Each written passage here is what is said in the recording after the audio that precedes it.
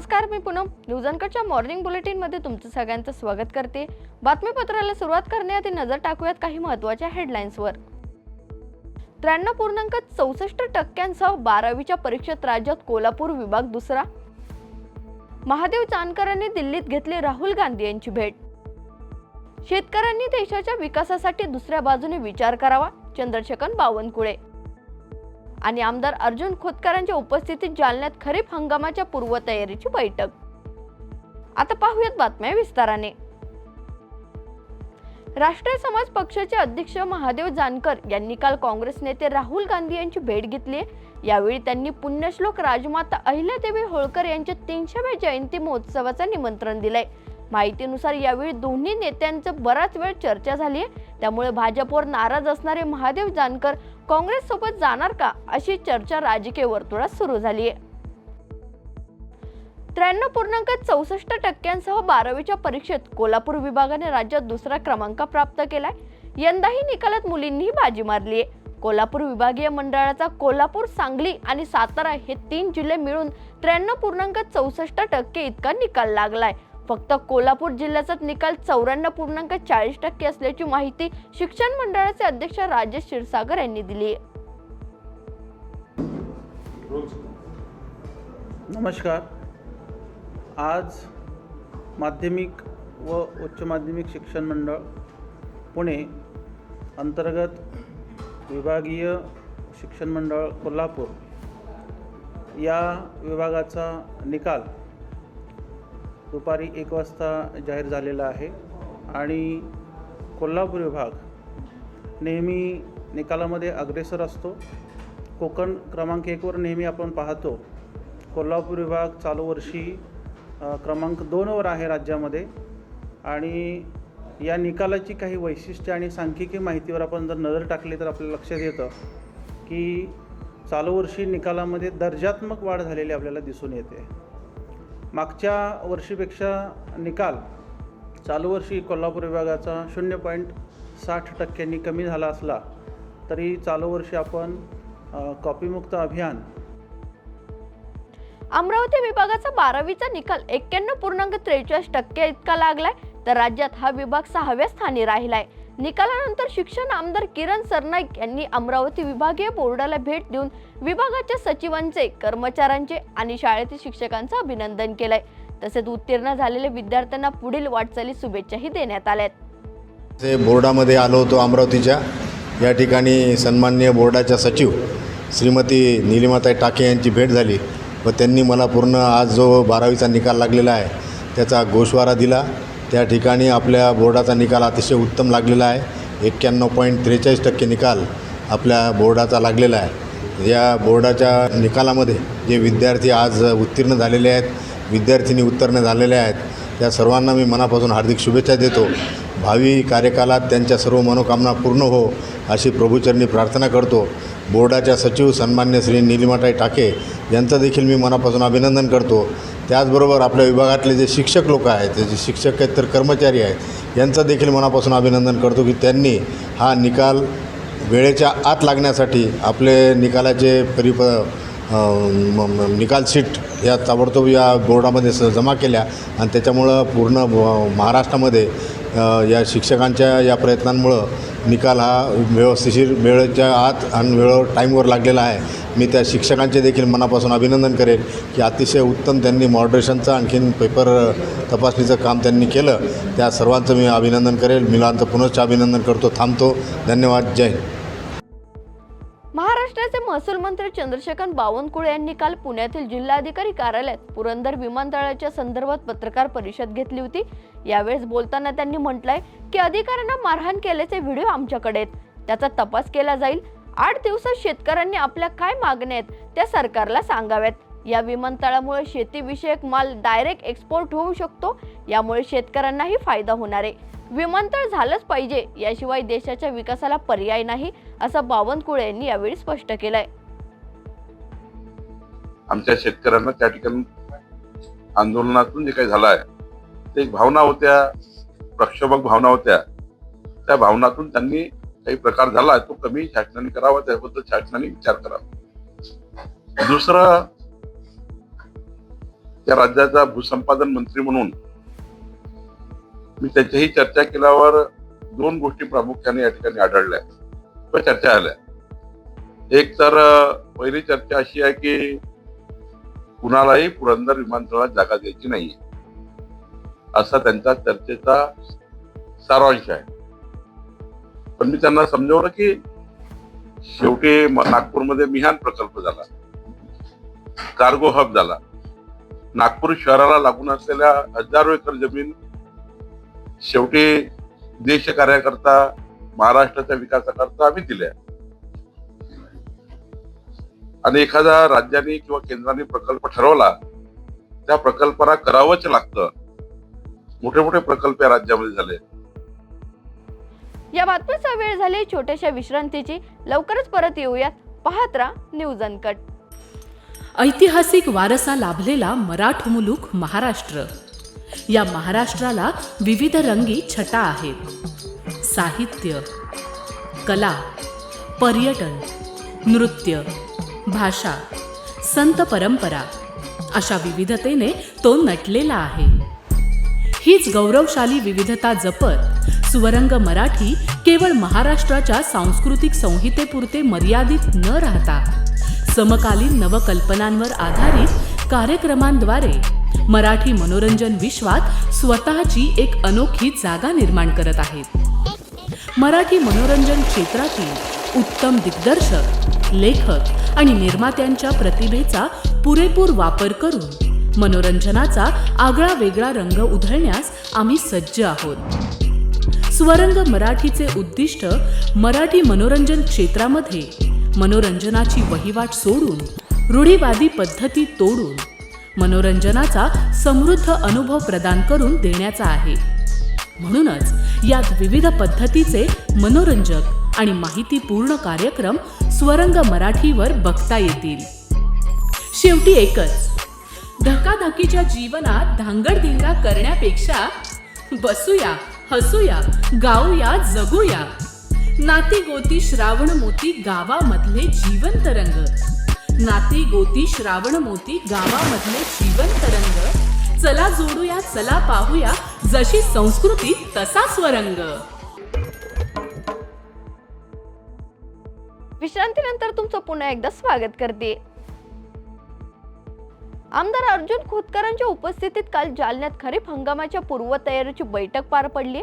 यावेळी पावसाळ्यात जवळ आल्यानं शेतकऱ्यांना लागणारी खतं आणि बियाणे तसेच आवश्यक साहित्य पुरवण्यासाठी तयारीला लागण्याचे निर्देश देत आमदार खोतकरांनी मोफत बियाणं शेतकऱ्यांपर्यंत गेलं नाही तर कुणालाही माफ करणार नसल्याचा इशारा देण्यात आलाय. हो, आज तपासणी करण्यासाठी आलो. आज खरीप हंगामाच्या पूर्वतयारीची बैठक या ठिकाणी होती. शेतकऱ्यांचा हंगाम आता जवळ आलेलाच आहे.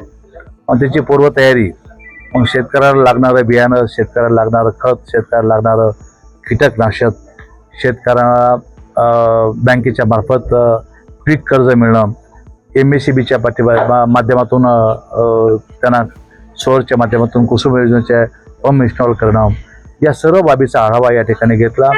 तातडीनं सर्व यंत्रणेला कामाला लावायला लावलं. सरकार मोफत बियाणं देतोय, परंतु ते गावापर्यंत जात नाही. त्या संदर्भामध्ये त्यांना ताकीद दिली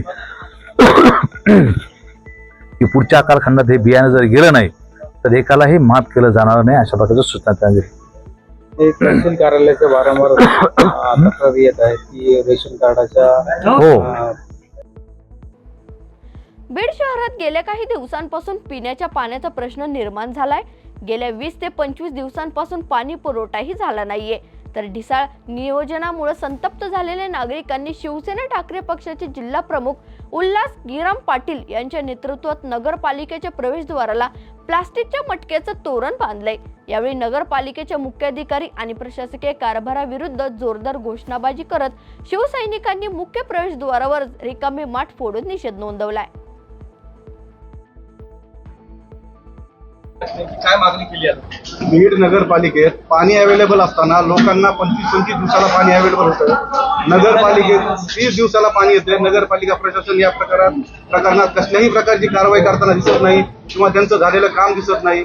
बीडला 2 पाईपलाईन एक आहे, अमृत जलचं एक पाणी येतं आणि बीडला एक मागे पाणी पुरवठ्याची योजना झालेली होती, त्या दोन्हीतून पाणी येतं. तरी बीड शहराची पाणी उपलब्ध होत नाही लोकांना खूप त्रास होतोय. लोक 500-500, 1000 रुपयाला पाण्याचा टँकर विकत घेऊन पाण्याची तहान भागवत आहेत. मग आता कसं आंदोलन केलं? या ठिकाणी नगरपालिकेचा धिक्कार करण्यासाठी नगरपालिकेला मडक्याचं तोरण बांधलंय आणि कोरडं लोकांना पाणी प्यायला नाही याच्यासाठी माडके फोडून नगरपालिकेला जाग यावी यासाठी शिवसेनेने घोषणा देऊन त्यांना जाग घेण्यासाठी डपडं वाजून त्यांना मटके फोडून त्यांना आवाज उठवण्यासाठी आम्ही आज या ठिकाणी आलेलो आहोत. पण ह्या आंदोलनाला उशीर झाला असं वाटत नाही का? कारण महिनाभरापासून ही परिस्थिती आहे. नाही भैया, या ठिकाणी शहरात आज कुणीही आंदोलन करायला पुढे आलेलं नाही आणि शिवसेना हा एकमेव प्रमुख पक्ष आहे की ज्या या ठिकाणी लोकांच्या भावना जाणून या ठिकाणी आंदोलन करण्यासाठी उपलब्ध झालेला आहे. आपण जर पाहिलं तर पालकमंत्री असतील, हे तर एकदम बरोबर आहे. भूलथापा देऊनच ती वेळ मारून नेण्याचा प्रयत्न करतायत, पण या ठिकाणी सर्व लोकांच्या जनतेच्या लक्षात येतंय की आपल्याला हे सर्व लोक भूलथापा देत आहेत आणि खोटं बोलून वेळ भागवण्याचा प्रयत्न करतात. अमरावतीच्या अचलपूर तालुक्यातील असतपूर ते येवदा रस्त्याची तातडीने दुरुस्ती करण्याची मागणी करत विद्यार्थ्यांनी आंदोलन केलंय. या भागातील रस्ता खराब असल्यानं एसटीची सेवा बंद झाली असून विद्यार्थ्यांचे हाल होतानाही दिसत आहेत. मनसेच्या नेतृत्वाखाली पालकमंत्री निधी द्या, पालकमंत्री रस्ता द्या असे फलक घेऊन अमरावती जिल्हाधिकारी कार्यालयासमोर विद्यार्थ्यांनी आंदोलन केलंय. तर रस्ता न झाल्यास आंदोलनाची तीव्रता वाढणार असल्याचा इशाराही विद्यार्थ्यांनी दिलाय. माझं नाव ईश्वरी उमेशराव गावंडे. मी वर्ग 10वीत शिकत आहे. माझ्या शाळेचं नाव नृसिंह विद्यालय असतपूर. आमची मागणी इतकीच आहे, आमचा रस्ता असतपूर ते सावडी हा रोड खूप खराब आहे. ह्या रोड म्हणजे त्यामुळे बस चालू होत नाही आहे. त्या पावसाळा चालू झाला की आमचा बस बंद होते. आमच्या रस्त्या म्हणजे त्या रस्त्यावर खूप मोठे मोठे खड्डे आहे. लहान लहान लेकरं आमच्यासोबत असते. आम्हाला शाळेत जायसाठी खूप अडचण होत आहे. त्या रस्त्यांना कोणतंच वाहन जात नाही, बरोबर जात नाही. तिथे आमची एकच मागणी आहे की आमचा रस्ता बरोबर करून द्या आणि नियमित बस चालू ठेवा. आम्हाला खूप प्रॉब्लेम होत आहे त्यामुळे आणि आमची सर्वांची हेच मागणी आहे. आम्ही एवढ्या उन्हातान्हात त्याच्याचमुळे आलो आहे. आम्ही मागले 4 महिने झाले आम्ही हेच मागणी करत आहे. खूप दिवस झाले आम्ही तेच मागणी करत आहे की आमचा रस्ता चालू करून द्या. या बातमीसह घेऊयात एक छोटीशी विश्रांती. लगेचच परत येऊयात. पाहत राहा न्यूज अनकट. महाराष्ट्राला फार पूर्वीपासून अत्यंत गुणी खेळाडूंचा एक समृद्ध वारसा लाभलेला आहे आणि हा वारसा पुढे जपत प्रत्येक नवी पिढी आपल्या देशाला नव्या दमाचे नवे खेळाडू अजूनही देते आहे आणि यापुढेही देत राहील. क्रीडा विश्वातील हेच नाविन्य ओळखत आणि ते जपण्याचं उद्दिष्ट घेऊन सादर करतोय क्रीडेच्या जगतात एका नव्या दृष्टिकोनाने डोकावण्यासाठी एक हक्काचं ठिकाण AGC स्पोर्ट्स. आता तुम्ही म्हणाल कितीतरी आहेत, तुम्ही काय वेगळं देणार? तर आम्ही घेऊन येत आहोत महाराष्ट्राचं पहिलं संपूर्ण मराठी स्पोर्ट्स चॅनल. मराठी प्रेक्षकांसाठी कबड्डी, फुटबॉल, खो खो, मल्लखांब अशा ग्रामीण तसंच शहरी भागात प्रसिद्ध असणाऱ्या यासारख्या अनेक खेळांचं थेट प्रक्षेपण, तज्ज्ञांचं विश्लेषण आणि स्थानिक खेळाडूंच्या प्रेरणादायी कथा इथे पाहायला मिळतील. आजपर्यंत आपले खेळ जागतिक स्तरावर पोहोचले नाही, पण आता मात्र ते बदलणार. आम्ही स्थानिक खेळाडूंना मोठ्या संधी देण्याचा संकल्प केला आहे. मराठीमध्ये जगभरातील स्पोर्ट्सचे सर्वोत्कृष्ट कव्हरेज मिळवण्यासाठी AGC स्पोर्ट्सला आजच जॉईन करा. तुम्ही आयोजित करत असलेल्या छोट्या छोट्या स्थानिक, जिल्हास्तरीय किंवा राज्यस्तरीय स्पर्धांना एक ग्रँड लुक देण्याकडे आमचं लक्ष असेल.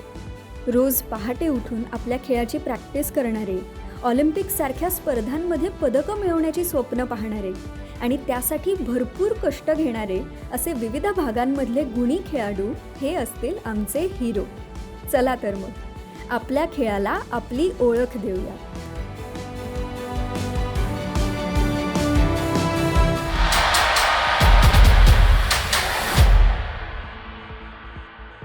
विश्रांतीनंतर तुमचे पुन्हा एकदा स्वागत करते. पाहूयात उर्वरित बातम्यांचा काही वेगवान आढावा. नागरी समस्यांसह विविध मागण्यांसाठी बहुजन समाज पार्टीनं काल जालना महापालिकेवर धडक मोर्चा काढलाय. 600 कोटी रुपये खर्चून शहरासाठी जायकवाडी धरणातून पाणी आणलेलं असताना शहराला 15 दिवस पाणी का मिळत नाही असा सवाल बहुजन समाज पार्टीनं केलाय. तसेच सामाजिक न्याय विभागाच्या निधीवर अजित पवारांनी डल्ला मारला असून त्यांच्यावर अॅट्रॉसिटीचा गुन्हा दाखल करावा अशी मागणी करत पवारांच्या फोटोला जोडमार आंदोलन करण्यात आलं. तर मागण्या मंजूर न झाल्यास जिल्हाधिकाऱ्यांना घेराव घालू असा इशाराही यावेळी देण्यात आलाय. मस्तगड ते महानगरपालिकेवर मोर्चा केला. या नगरपालिकेच्या भ्रष्टाचाराची न्यायालयीन चौकशी व्हावा. जर या खांडेकराला तात्काळ निलंबित करावा. त्या 5 ज्या महिला जनतेसाठी अनमोल भूमिका वाजवतात त्या 5 महिलेला पुढे घालून लोकांचा अतिक्रम तोडणं, लोकांना नोटीस देणं, बिडाराला नोटीस देणं, काही बिडाराला जाणून बुजून 5 कोटी आपलं 5 लाख 10 लाखाचा दंड थोपटून त्याच्याकडून डिलिंग करणं याची सुद्धा चौकशी झाली पाहिजे. यासाठी बहुजन समाज पार्टीच्या वतीने या मागणीसाठी आम्ही इथं आलो आहोत. जर या मागणीची दखल नाही घेतली तर आम्ही जिल्हा अधिकाऱ्याला घेराव घालू. छत्रपती संभाजीनगरच्या पैठण तालुक्यातील वडजी गावात पाण्याअभावी करपणाऱ्या मोसंबी बागेवर शेतकऱ्यांनी जेसीबी चालवलाय. मराठवाड्यातील जालना आणि संभाजीनगर जिल्ह्यातील काही भागात पाण्याची भूजल पातळी झपाट्याने कमी होतीये. त्याचा सर्वाधिक फटका फळबागांनाही बसतोय. त्यामुळे डोळ्यासमोर आपल्या बागा करपून चालल्यानं काही शेतकऱ्यांनी आपल्या फळबागाही मोडून काढल्यात. 12 ज्योतिर्लिंगांपैकी एक असलेल्या त्र्यंबकेश्वर मंदिरातील विश्वस्त मंडळ अडचणीत सापडलंय. त्यांच्या विरोधात गुन्हा दाखल करण्याची मागणी भारतीय पुरातत्व खात्याने केली आहे. मंदिर परिसरात नियमबाह्य प्रसादाच्या लाडूचं वाटप आणि विक्री करण्यात येत असल्याचा ठपका ठेवत पुरातत्व खात्याने त्र्यंबकेश्वर पोलिसांकडे पत्र पाठवलंय. या बातमीसह मॉर्निंग बुलेटिन मध्ये इथेच थांबूयात. पाहत राहा न्यूज अनकट.